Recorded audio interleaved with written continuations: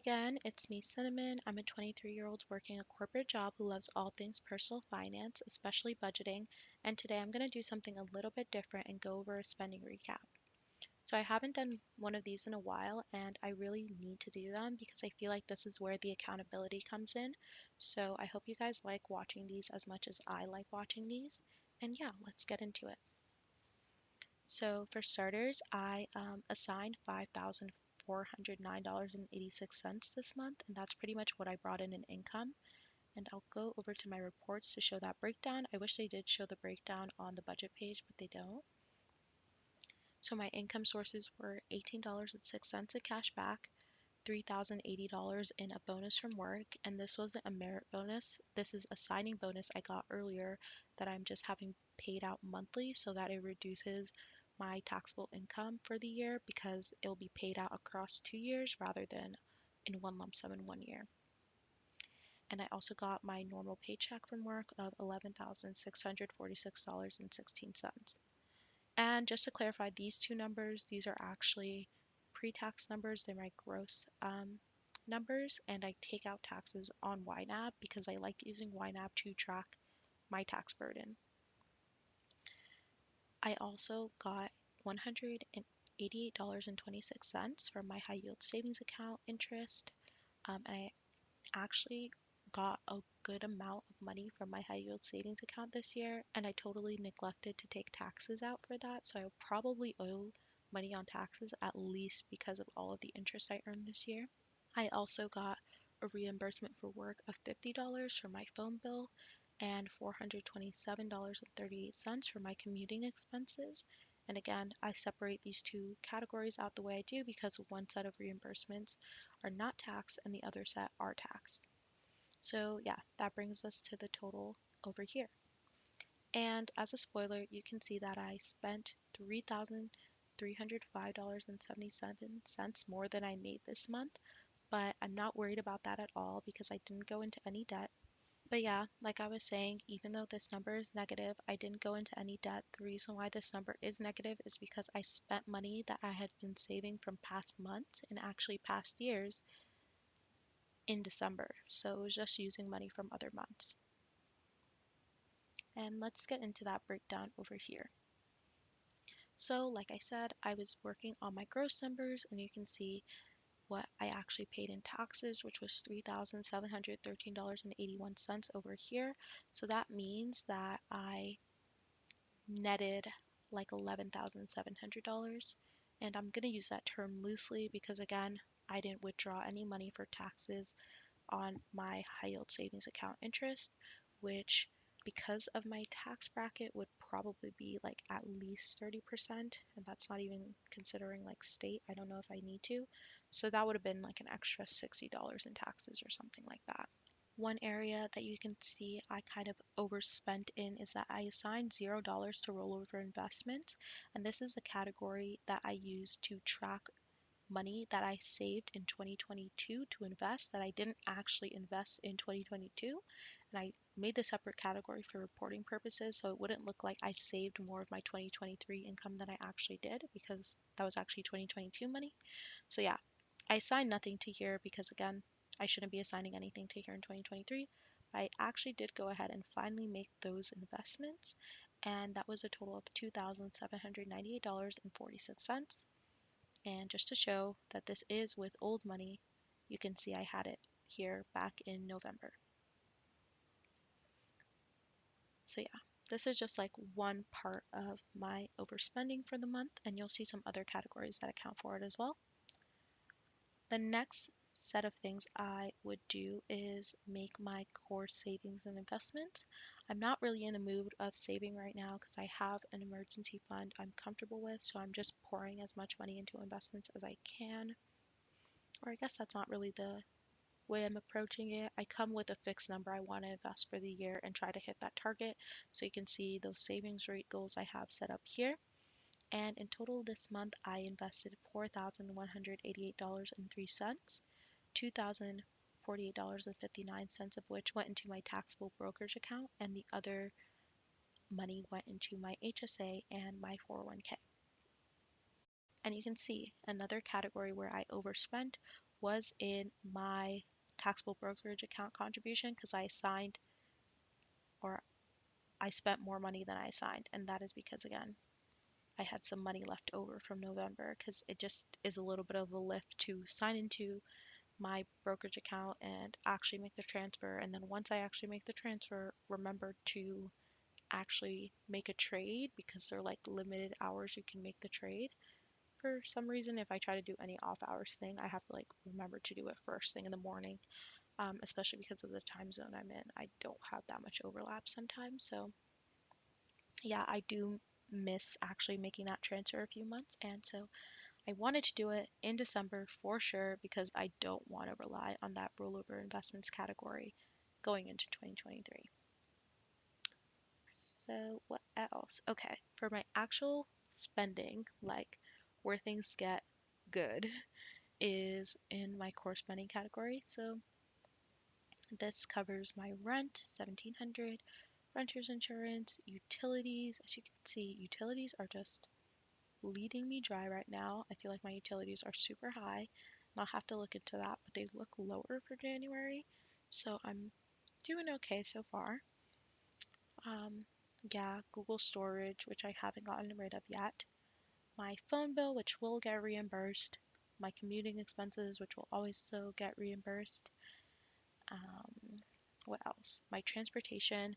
I don't have a car. I mostly use this category for any public transportation or Ubers I take, mostly Ubers. And yeah, it was a low 1636 in this category. Not because that's all I spent on Ubers, but I have some of my other Uber rides classified in other categories. So these two, well, one was public transit and the other was an Uber, and that was from my vocal lesson. Hmm, that would have been.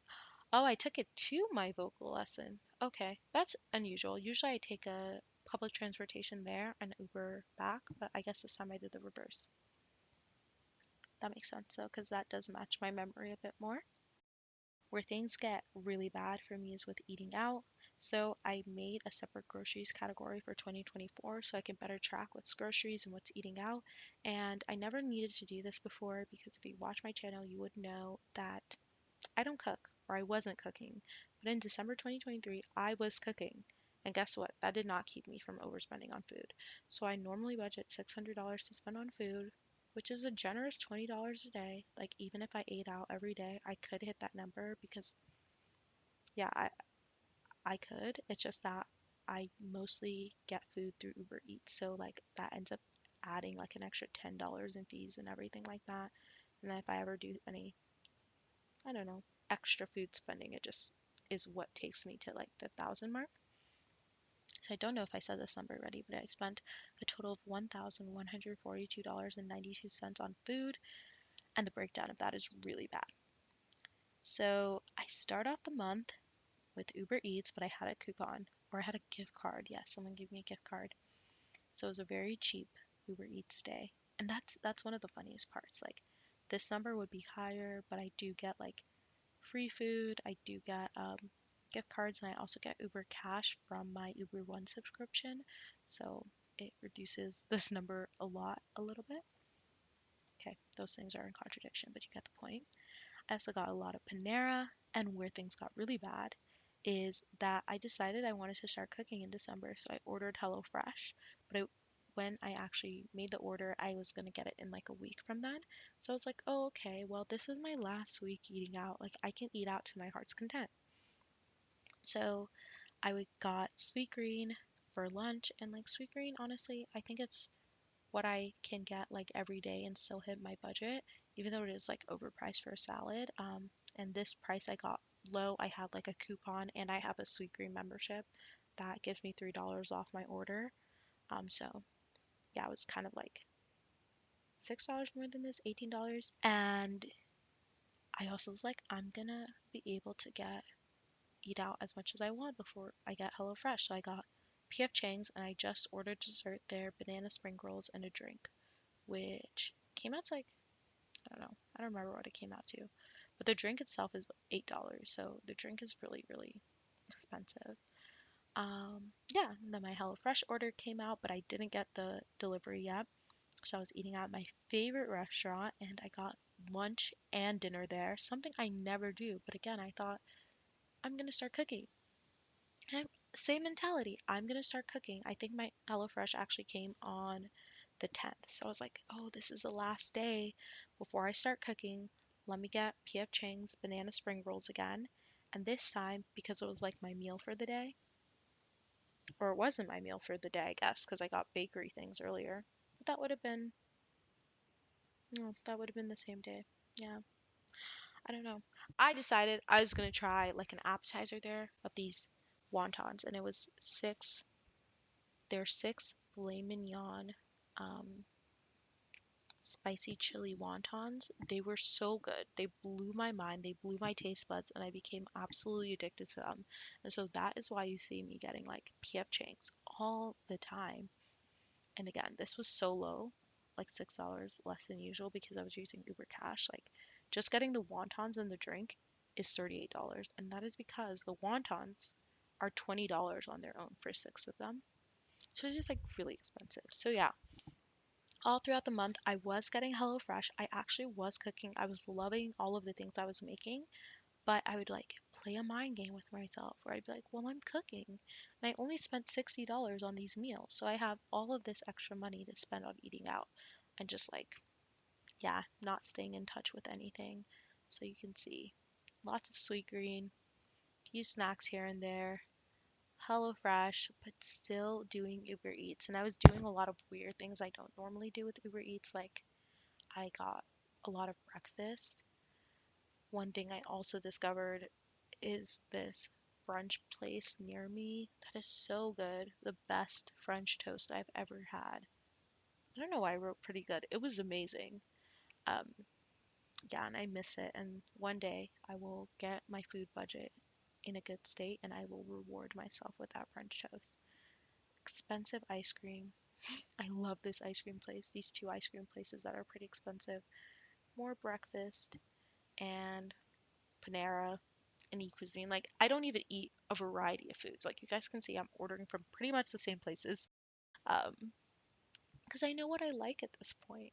And yeah, not good, not good. It got out of hand. But I have been cooking. I'm starting off January strong. I think the one thing with cooking is I like the taste of my food better than what I order out. But the time commitment is still what's getting me. I'm like wondering if the delta of money I'm saving versus the time is worth it. The delta in terms of my health outcomes, though, is definitely worth it to me. So I'll probably keep it up. Anyway, speaking of health, I spent for $48.92 on health insurance, and I also spent $81.18 on just like personal care items, people call them, health and hygiene. One is my gym membership, and another is some shaving stuff I got from Target. I think I also got like pimple patches that are amazing and just blow my mind and have saved me so many times. So, yeah. This month was a pretty social month. I had a bunch of social activities. So I made a new friend and we were kind of going out a lot. And the way we pay for things in this friendship is a little bit weird to me. We'll like within the same place kind of take turns and rounds and it's fine, but yeah, it's just like once you start socializing more, a little bit harder to have handle on your budget. I also got um some like chocolates for my coworker. So yeah, those are the things that are falling in this social category, but I have a lot more social spending than what you're seeing because I do separate out some of my spending into sinking funds. And why some of the social spending went into the sinking fund versus like my regular social activities is because these social activities were directly related with like holiday events, and I feel like that's something I need to keep in mind that during like December, I'm going to need to have a little bit more padding for social spending for these holiday events. So I have a modern debutante category, which is like my social sinking fund. And in this category, let's go back. I went to a friend's holiday party slash birthday party. I also went to another holiday party that was like a white elephant party. I had to, get transportation there, but also get a lot of things to prep for there. I had to get a sweater, a holiday sweater. I had to get a gift for someone, and I also had to get drinks. I personally don't drink, but you know, you have to contribute something. And yeah, we also like Venmoed for the meal there, so I think that shows up here. So yeah, all of those things went into it. And yeah, you can see some of my Uber showing up just getting to these holiday events. I'm considering the Uber as part of the event rather than my normal like transportation expense. And where else? Oh yeah, and then I went to a New Year's party for like 5 minutes, honestly, because my friend told me there would be food there. There was only pizza there, and I don't really like pizza, and it was pepperoni pizza, and I don't eat pepperoni. So I had to leave early because I was starving, and that is why you see my December. I think if I scroll back up, you'll see on the last day of the month, and this was like at 11:59. Like I really wanted it to come in as 12:31, instead of like I don't know 12 something January 1st because I really didn't want to mess up my January budget. I got some food at my favorite restaurant. I love that restaurant, guys. So yeah, those were the additional Ubers there. So it's a little bit imperfect how categories work for me. Like so many things will overlap. And I just try to really focus on what is the primary intent behind what's going on here. Okay.